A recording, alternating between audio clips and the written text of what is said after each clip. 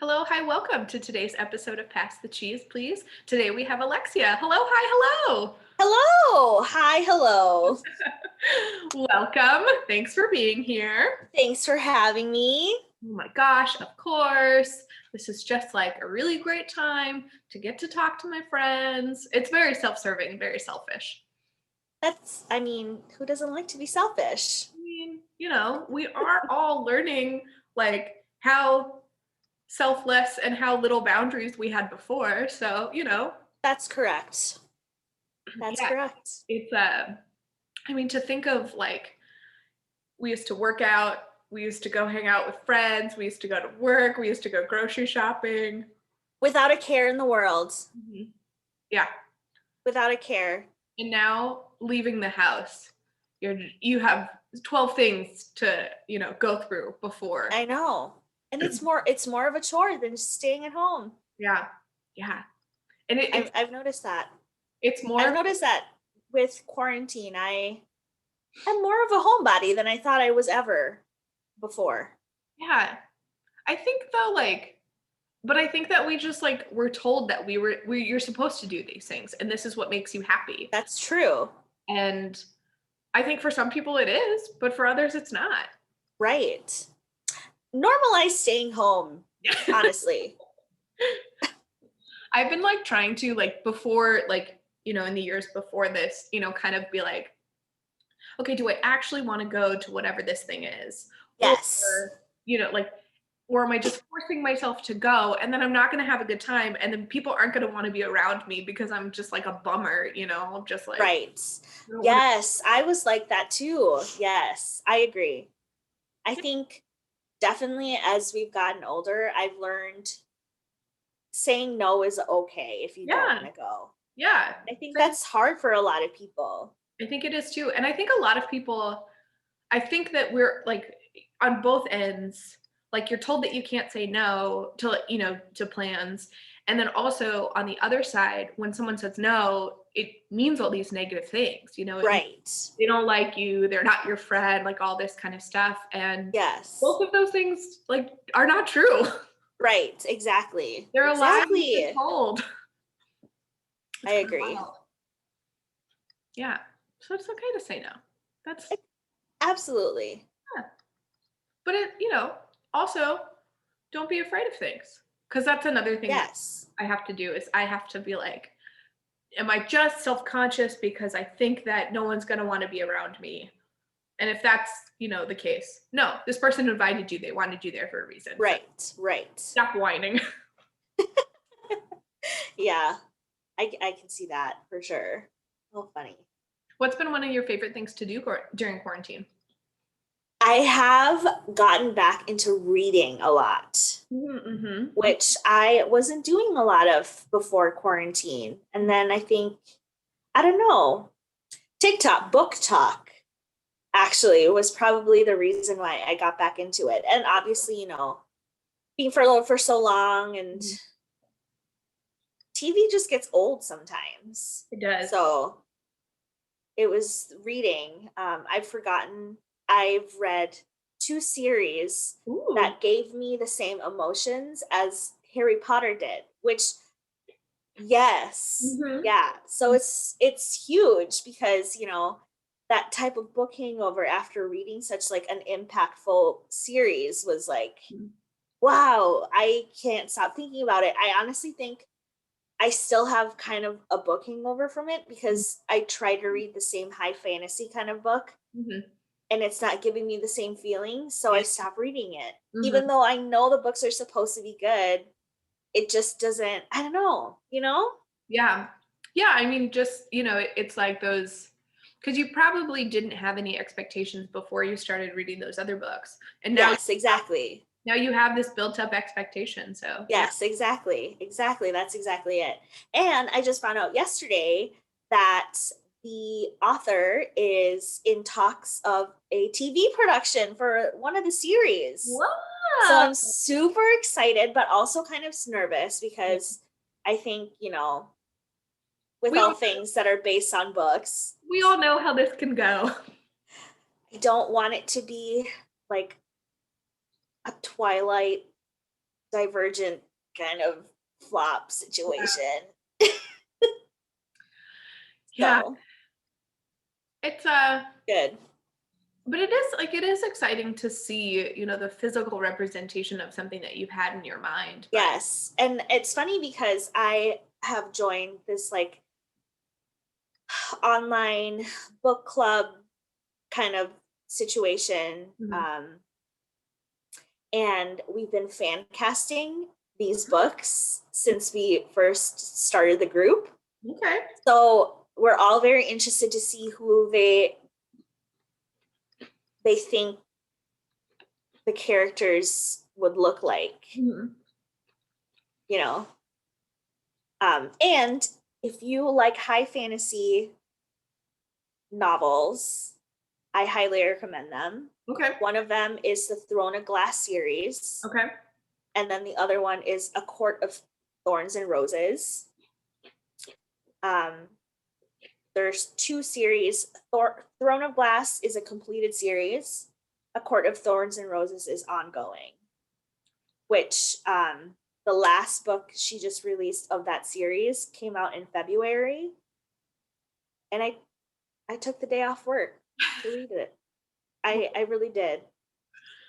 Well, I mean, this kind of ties in because I know that we are both fans of Harry Potter. Yes. Where's mine? There she is. Uh, and yeah, I mean, I remember staying up all night to finish one books, like, Yeah. and that is the feelings that I got from the book. I've been basically chasing that high ever since, like I've never. Exactly. And that's how I feel about these books. And so I can't even stop talking about it. But I also don't want people, I don't want to hype it up too much because I don't want people to be disappointed, obviously, because everybody has different interests and Yeah, things. yeah, So, yeah. Okay. but it's like, and I never read nor watched Game of Thrones, but a lot of people are saying that her Throne of Glass series kind of has the Game of Thrones vibes, but just less gory. I don't know. I don't actually know what Game of Thrones is, so Uh, this is I've read one book of Game of Thrones and I've watched a couple episodes throughout, and I don't know these books, but maybe like adult is like the better, like there's a lot of adult themes that happen in Game of Thrones. oh, there are adult things. I mean, I don't think anyone under the age of 18 should be reading either of these Okay. series. That's a good. If you know what I mean. Especially the last book that just came out. It just really slaps you in the face, you know? Okay. Well, yeah. So if you're not into that kind of storytelling, I don't know. I'm into it. Yeah, hey, you like what you like. I do want to give a quick little caveat. I do not stand for the transphobic nature that is J.K. Rowling. Oh gosh, no. Yes. Uh, it's an ongoing debate and it's an ongoing conversation that I have with myself and other fans of how do you separate the art from the artist, and Which is so difficult sometimes, right? Because she wrote such a beautiful story.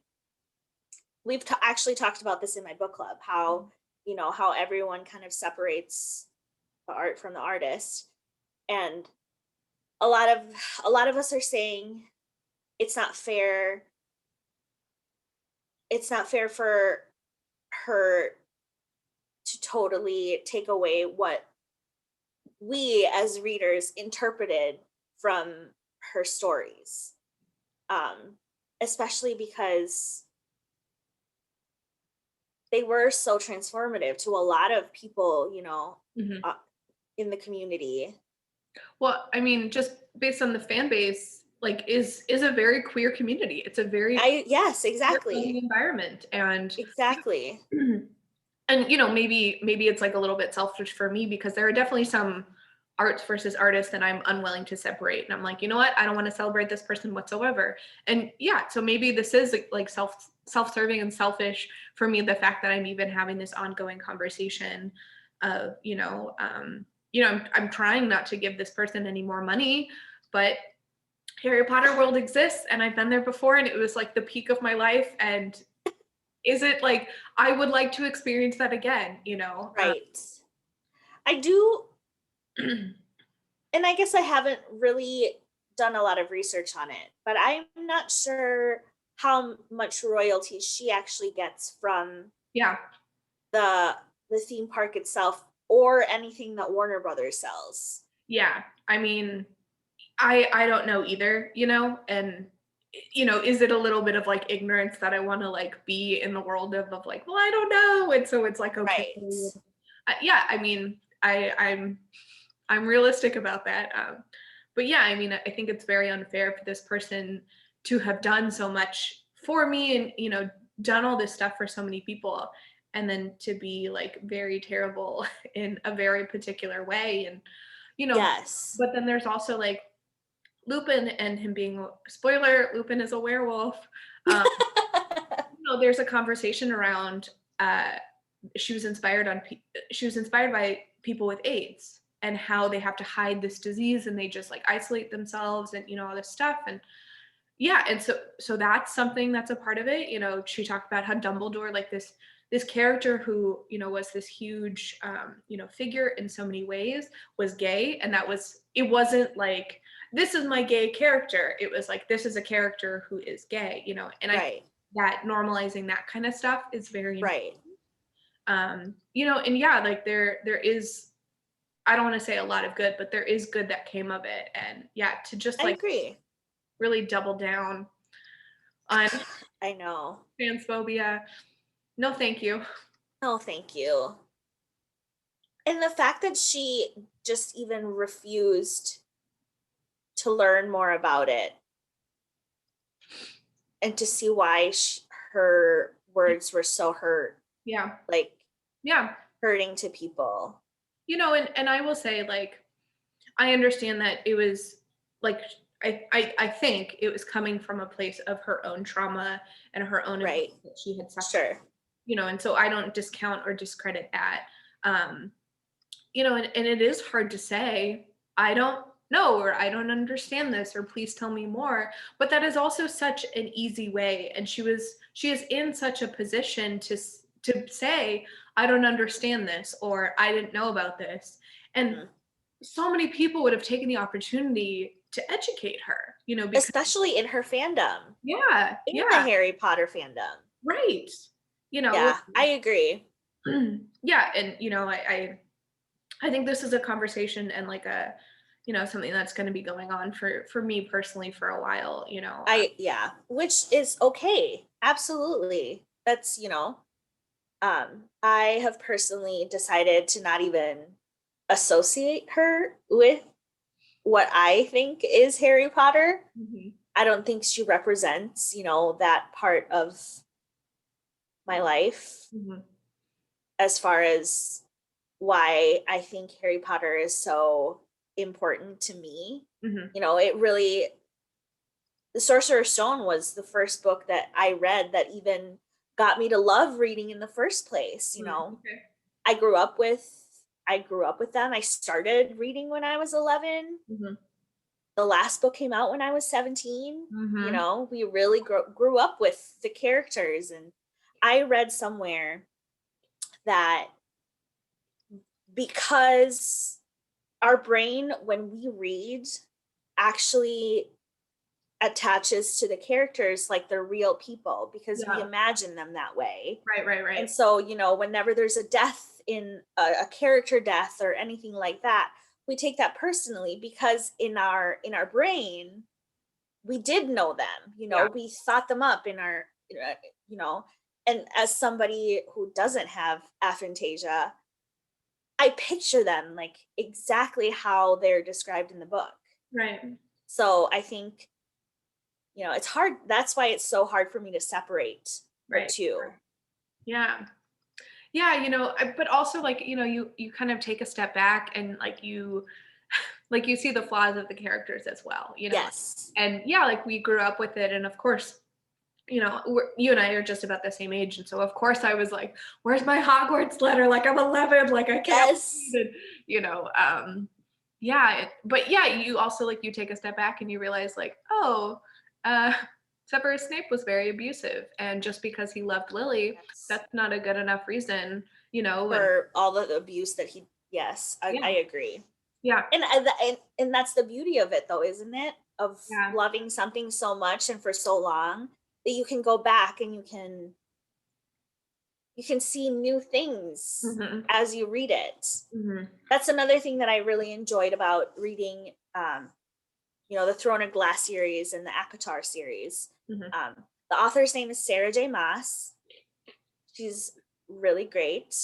Um, Although she was getting a lot of flack on TikTok for not having a diverse cast or not diverse characters in her books.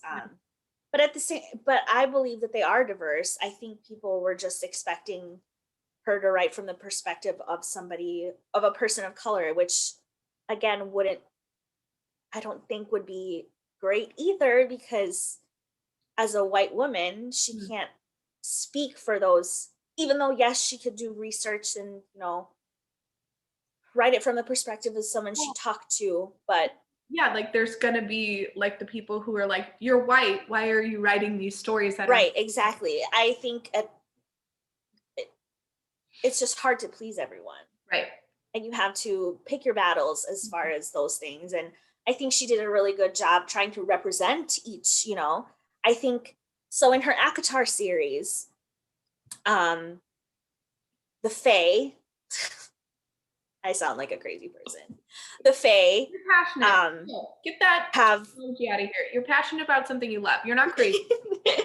they have different regions, kind Mhm. of like how in Lord of the Rings are different species, and Okay. in Harry Potter different um, magical creatures or whatever. Yeah. So in her world, her Akatar world, each, and I think it's actually pretty common for Fae to have different specialties, or not specialties, but um, affinities, right?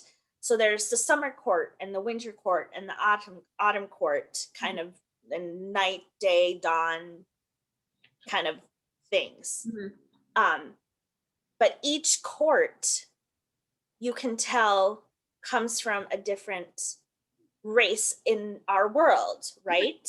Um, the summer court are very like a race of people that have very dark skin with like white hair and like striking eyes and Mhm. stuff. And the winter court is very much like, they're pale and with white hair, lighter hair.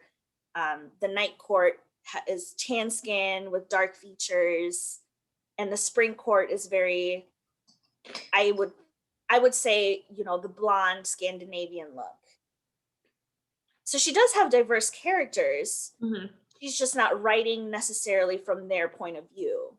And I think people had issues with that, which I understand, but I also understand she can't, what they say, write what you know, kind Right. of thing. So I Yeah, don't know. it is a really interesting. I think. I think this. I think this applies in so many ways. I think a lot of people these days have an expectation that every single thing needs to be like covered or talked about or Represented represented. kind of Yeah. thing. Hmm. Yeah, and I think that's a great intention. Like I absolutely, yes, like we need to stop having these like every single story about a white person that could exist has been like written about or told about. Yes. And yet we have all these diverse characters, BIPOCs, and they seem to just kind of fall into like 1 to 5 stories or 1 to 5 Hmm. 1 to 5 stereotypes or representations or whatever. And so yes, we do need to talk about like there are not 5 different stories for someone who's Indian or for someone who's from Yes. Pakistan or someone who's from Africa or someone who's from Japan. Like there are so many like different things. Like people are so complex and stories are so complex. And so yes, we do need to talk about, different things. But I also like I think it's unrealistic for for something to exist and you expect it to kind of check all your boxes. Like, I mean, Exactly. And I think a lot of people on TikTok who were defending, her writing and stuff were saying that if you want to support, that community, then read somebody who an author who yeah, writes about it, right? or Who who is knows more about it. Yes, who is familiar with that community, mhm. which there's so many great Black authors and Asian authors and Indian authors out there. You know, I think we forget that there are still other people out there who are representing that. Right. Because, and I think a lot of it also is because she blew up so so much on Okay. social media because of the series that she wrote, that obviously that shadows everything. And you know how some people can be with somebody who is successful, and some people feel the need to just tear it down and not just celebrate it. Yeah, and I also think this extends to like celebrity or well-known Yeah. figures or whatever, and you know, people get really upset when they have, because again, like kind of what we talked about, like of characters, like you think that you know this person Hmm. because of the songs that they put out or the podcasts that they put out or the movies Hmm. that they put out or whatever, and maybe parts of them, but they'll get like really upset when they find out that this person has a view on this or does this kind of thing, and Right. it no longer fits the image that you have. And Right. I'm not saying that you can't do that, but also like kind of be realistic with your expectations and kind of be like realistic with what's possible, because I mean, even like my friends, like we don't agree on every single thing, and yet we're friends Right. and get along, and like yeah, like we don't, yeah, there's like stuff that I don't know, and I think sometimes No, we kind of forget that. I totally, yeah, and I totally understand what you're saying. I totally understand what you're saying. And especially with, like, everything that's going on right now with the Asian community and the Black community and just minorities in general, right? Um I read one of the influencers I follow on Instagram was talking about how um the white women influencers aren't speaking out about certain things because they're afraid of what their followers would say and stuff like that. And some people are attacking these women, but then at the same time she had mentioned, if you're attacking those women, don't forget that their followers are perpetuating their behavior, right? Because they want to be in this certain mold of like everything is okay, and my blog is about clothes, or my blog is about whatever, so that's what we're going to keep talking about. And but then they get attacked when they start speaking their mind, but then they get attacked when they don't speak their mind, and it's just this like cycle of you can't please anybody, everybody, which I think they should still be held accountable. But I think people have to remember that that is still their livelihood, Yeah. right? So, and maybe they've signed a contract with a company that said, just keep it a certain aesthetic or whatever. Right. We never know. And I think that's what we forget, especially since we're behind the screen all the time. We're all behind the screen, right? Yeah. And I think people sometimes forget that you see 15 seconds of their life every day, Yeah. you know? Like you don't know what maybe they are educating themselves. They don't have to announce that what they're doing, for any cause. And sometimes and actually I sometimes feel that way, as somebody in the Asian community. I felt like I should be the one saying like all the things or whatever, even though in the background, I'm doing my part, donating or educating myself. Obviously, I grew up in a very white dominant community. Mhm.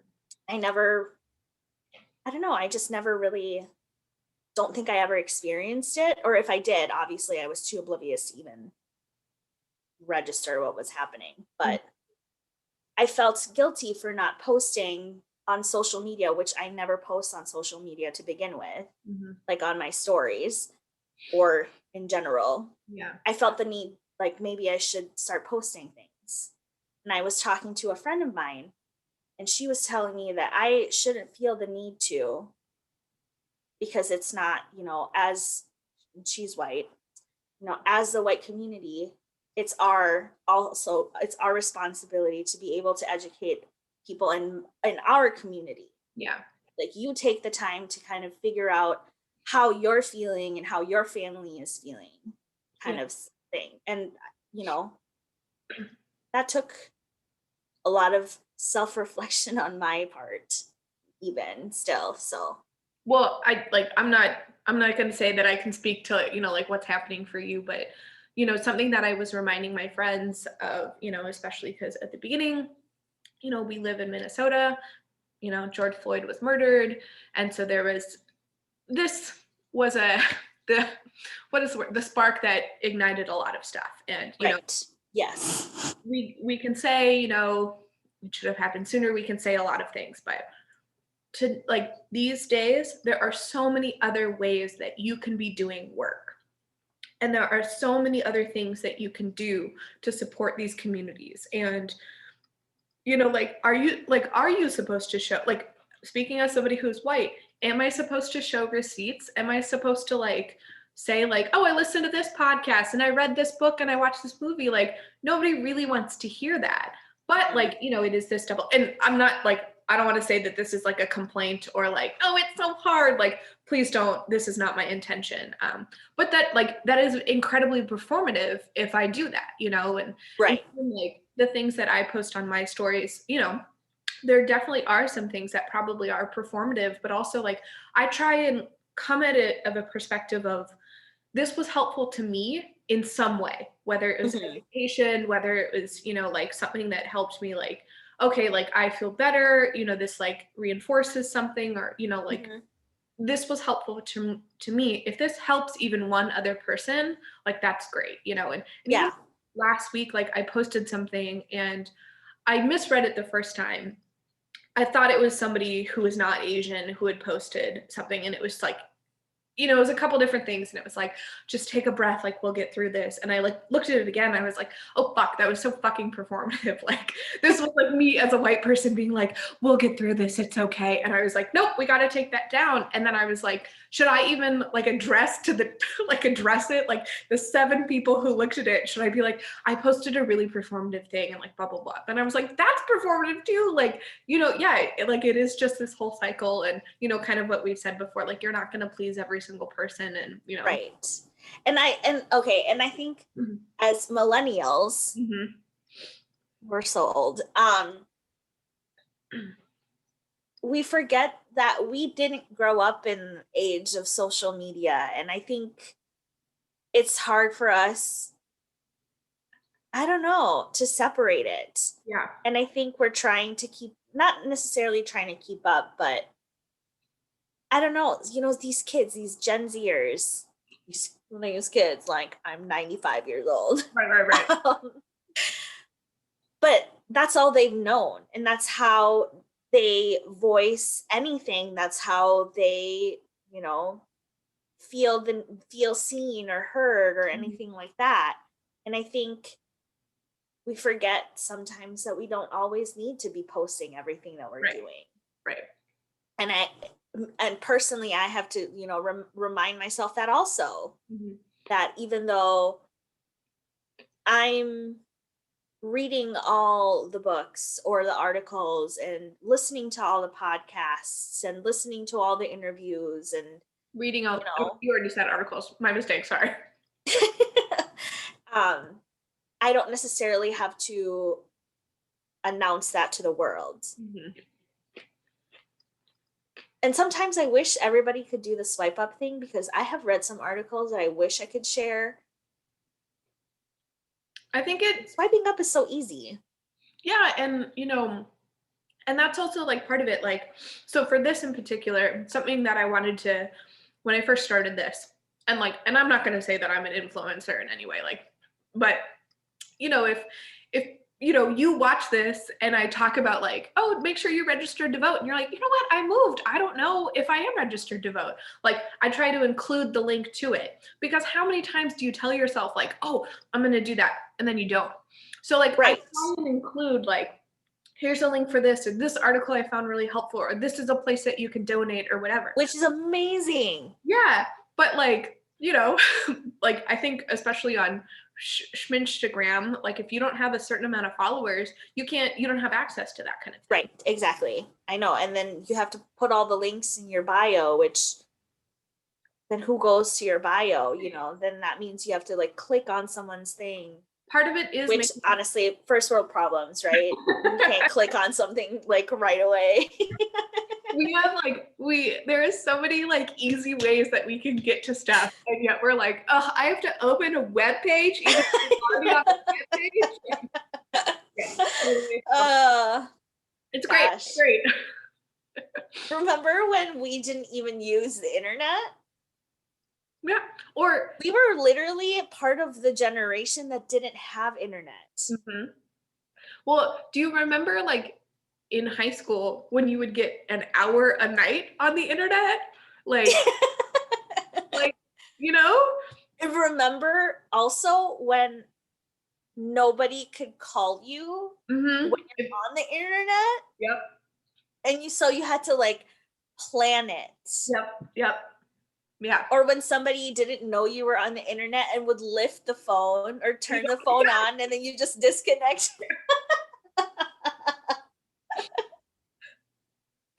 We live in a wild world. We sure do. Well, okay. So maybe that, like, unless you have anything else, maybe that can be my segment of Whine About It. You know, we kind of whined about all this stuff. Yeah. I do want to move to the other one, which is called Pass the Cheese, where I compliment the guest. And, you know, obviously I knew this was happening, so I was thinking about what I could say to you, and I really don't like, there's no better way for me to compare this. And I truly do not mean this as like a negative thing, but I also recognize that it might sound that way. But you know, like the pure serotonin that you get from when a baby laughs? Yeah. That's how I feel with your laugh. It is it's like just so nice. And it also is such an accomplishment. And it also seems that you're just like kind of brimming at the surface, like ready to laugh at stuff, which thanks. Yeah, like I so appreciate, and I think it's so needed. And I also say this as somebody who like, I'll read something and I'm like, that's funny, but I like don't like I think for me sometimes like laughter is hard in a certain way, like pure laughter. Sure. But I think like it is, I don't want to say that it's like, oh, it's so easy to get, but like it's almost like always there, but it's such an accomplishment when you do it. And it also just like truly, it's like an EpiPen or an adrenaline shot. You're like, oh, thanks, Dragon. It's so nice. Yeah, thank you. Oh, that's so nice. I mean, I have been called bubbly.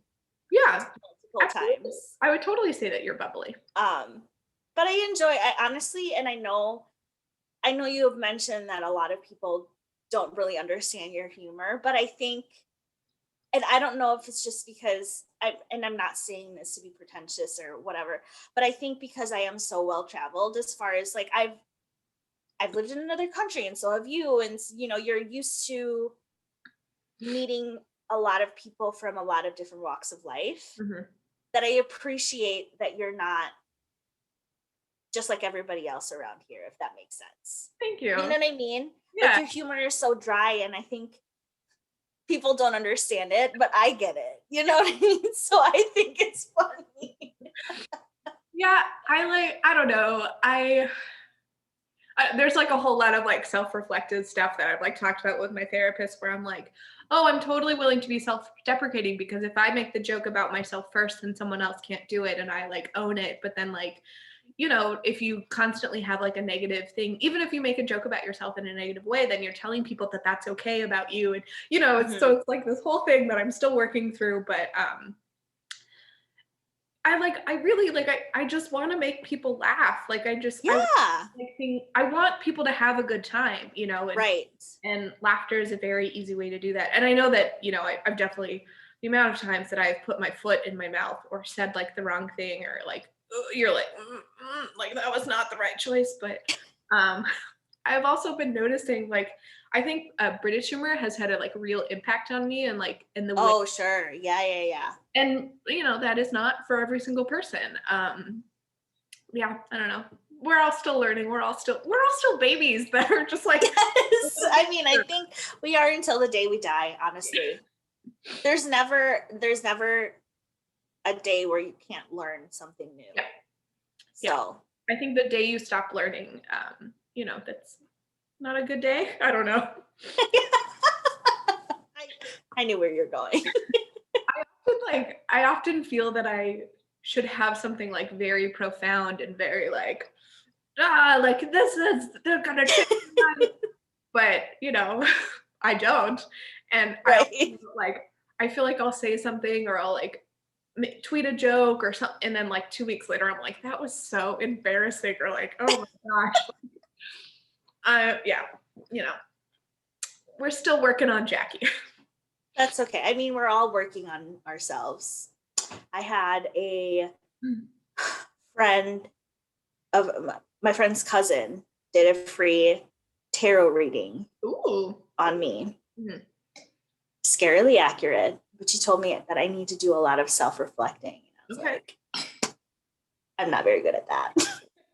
I mean, it is uncomfortable, and I don't. You might be able to relate a little bit to this, because I think we've made references to, but Alexia and I used to work on the same team at work, and so both got furloughed at the same time, and so she went to That work. was rough. Yeah, she went back to work a little bit sooner than I did, but we basically just had like 6 months, me plus, of just like not doing anything, and so like just like having to like sit and you can't go anywhere. Like, I think that I used to try and be busy a lot, because then you don't have time to sit and think about. Yes, sitting in your thoughts is not fun a lot of the times.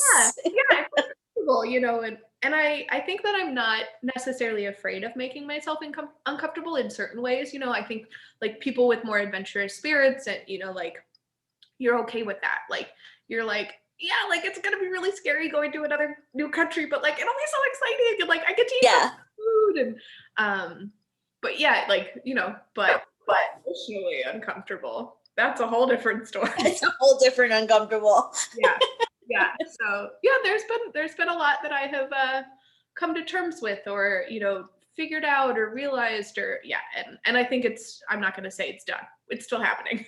Yes. I mean, I don't think it'll ever be done. But I think that's one great thing that, quarantining, if you can take away one positive thing about the last year, I think a lot of people learn a lot about themselves. And I think that's great. I think people really have come into their own and realize like what they need in life and what they need to be happy in their life. Yeah.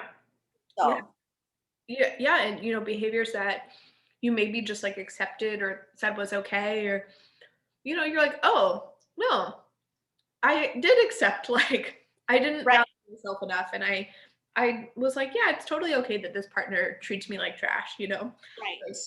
because I'm just lucky to have a partner, and that's Right. Oh my gosh, right. Seriously. And I think it's really helped me realize that I don't need to be with someone a 24/7 to feel content in what I'm doing. Mhm. Or even, I don't know. I was telling Katie Chalupsky, I Mhm. was telling her that I think even like this whole lockdown situation made me realize that actually I'm more of an introvert than I thought I was. Mhm. Like, yes, I love being around people, but I savor a good like weekend of just me Mhm. and my books or my shows or whatever, you know what I mean? Yeah, We yeah. are getting older, me. That's what it means. Yeah, yeah, we're getting older. But that's okay. Nothing wrong with that. Honestly, my 30s have been interesting. 30 is better than 20, I will say. Yeah, I think so too. Come into your own more. I will also say, like, I've totally become now. So now I am 31, and like the so I'm in my 30s, and so I totally like I'm just like, oh my gosh, I do this thing. It's because I'm in my 30s. Like I'm just like, and I know I'm such an asshole. This is such an asshole thing to say. Like, but it makes me laugh also. I'm just like, oh, well, being in my 30s, like, ha ha ha,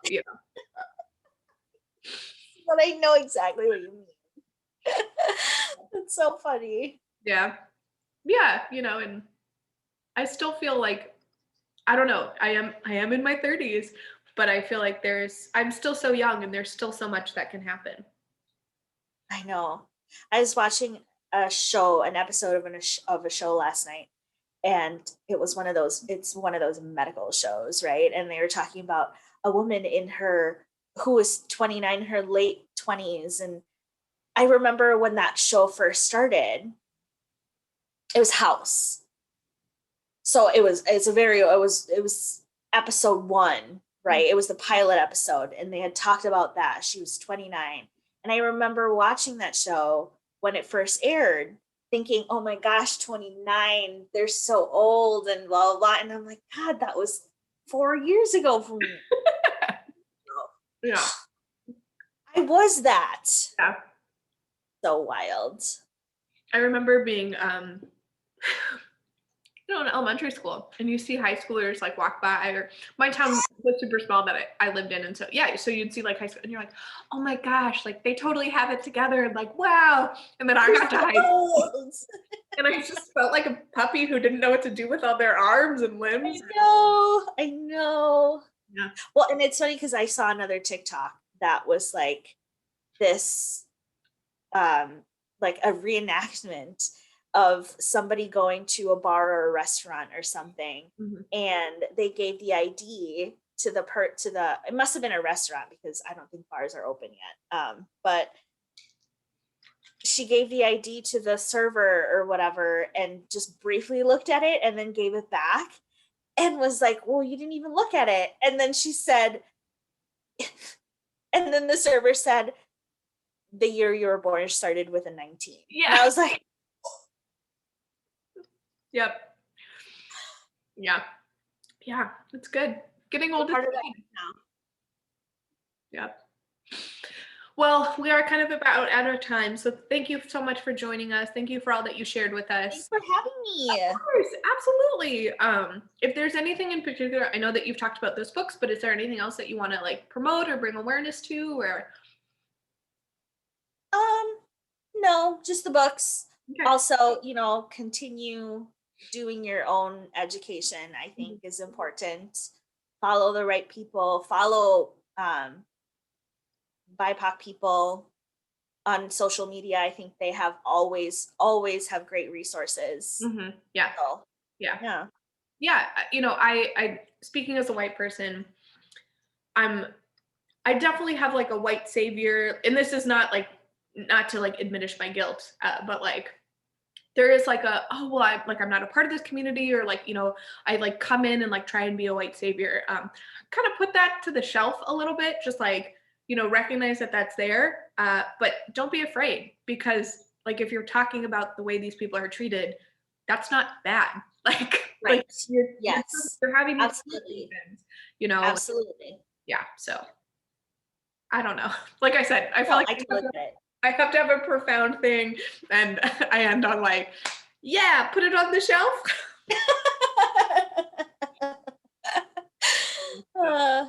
That's okay. Well, thank you again. I appreciate it. Thank you. Yeah. Goodbye.